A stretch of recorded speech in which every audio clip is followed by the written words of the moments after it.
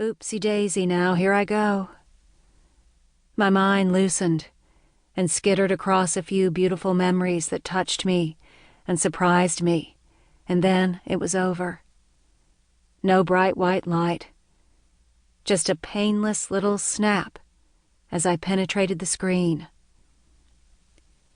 20 years later, I'm still skimming through and around the same old places, sniffing about, watching from behind the screen that separates the living from the dead. The dead don't care much for one another, I can assure you of that. We're just a sort of sleazy and unappealing reflection of each other. No fun to be had between us, no comfort to be shared. And to the living, of course, we are formless and imperceptible. Our touch has no imprint, and our presence cannot be detected, no matter how relentlessly or lovingly we might stalk a living person and attempt to foist our dead self upon them. We can actually slip into a living body, did you know that? Be swept up by its movements and carry along with it. Feel the banging of that heart as though it were our own.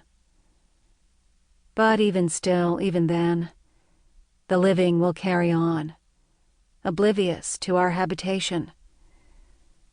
So around and around I go, taking up temporary residence within the people I once knew, and attempting to recall the facts and feelings of life. Chapter 1. Hours before the guests were scheduled to arrive, the banquet staff vacuumed up olive pits and croutons smashed into the burgundy carpet of the executive ballroom.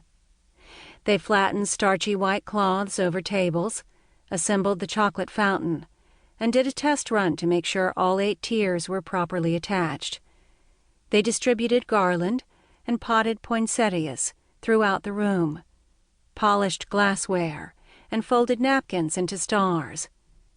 When the room was finally ready for service, they slipped outside and stood behind the dumpster, smoking cigarettes in the snow. The dumpster steamed with fresh garbage from the kitchen, coffee grounds, and shrimp shells. They passed around a tube of wintergreen lifesavers and watched as the first guests pulled up to the valet station.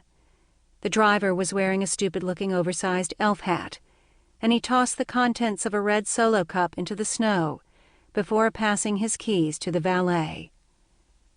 The Raslow and Associates employee Christmas party was in full swing by 7 o'clock that evening. Open bar. It had been a good year. Midway through the festivities, Scott Daly was named the winner of the big-ticket raffle, and he dragged his wife, Lisa, on stage with him to accept the award.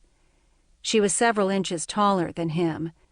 He wore a navy blazer, expensive-looking jeans with artificial fading, and Italian loafers. His thick, wavy hair was skunk-like, mostly black with a dramatic white chunk shooting out right at the part. His face was jammed full of teeth. Lisa's dyed red hair gleamed a bit oddly under the fluorescent lighting. Scott had an arm around Lisa's waist when he reached the stage to retrieve the envelope from the head of HR, who had announced all the raffle winners. Scott took the envelope, then raised and tipped his gin and tonic to the crowd. He was met with blank faces, bored, disapproving, disappointed faces, and some lifeless applause. "Whatever," he murmured.